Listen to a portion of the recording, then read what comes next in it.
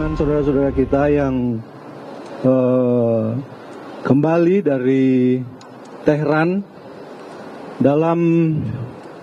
yang tergabung dalam gelombang pertama proses repatriasi warga negara Indonesia.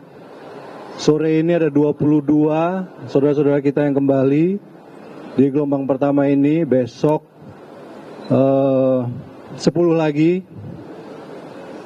yang berasal dari Iran. Kemudian gelombang kedua saat ini per sore ini sudah ada 36 yang mendaftarkan diri untuk bisa repatriasi ke tanah air dari Iran. Saudara-saudara sekalian, rekan-rekan sekalian, perlu saya sampaikan, kami mengucapkan selamat datang kembali di tanah air. Selamat berkumpul kembali sama keluarga di bulan yang suci ini.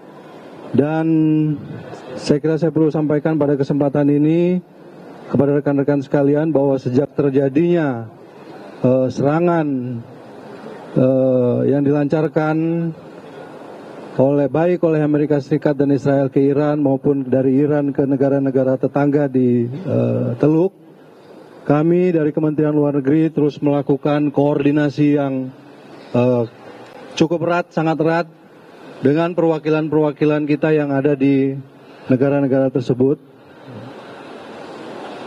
Hari demi hari, jam demi jam, kita lakukan penilaian terhadap situasi.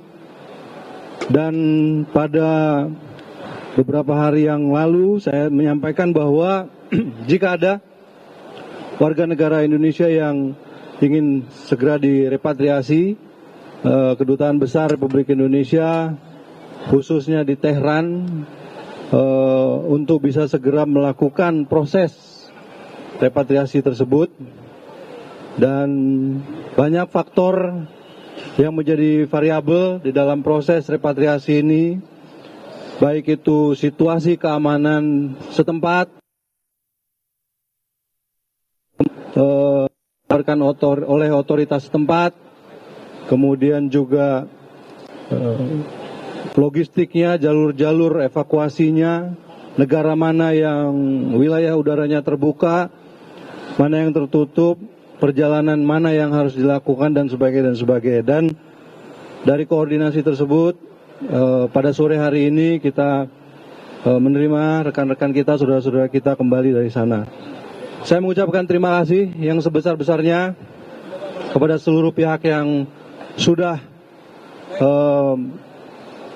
bekerja keras hingga proses pemulangan saudara-saudara kita bisa berjalan dengan baik, mulai dari Kedutaan Besar Republik Indonesia di Tehran, Kedutaan Besar Republik Indonesia di Baku, kemudian juga terima kasih pada pemerintah negara-negara yang dilewati di jalur darat oleh saudara-saudara kita sehingga bisa sampai di Indonesia dengan selamat.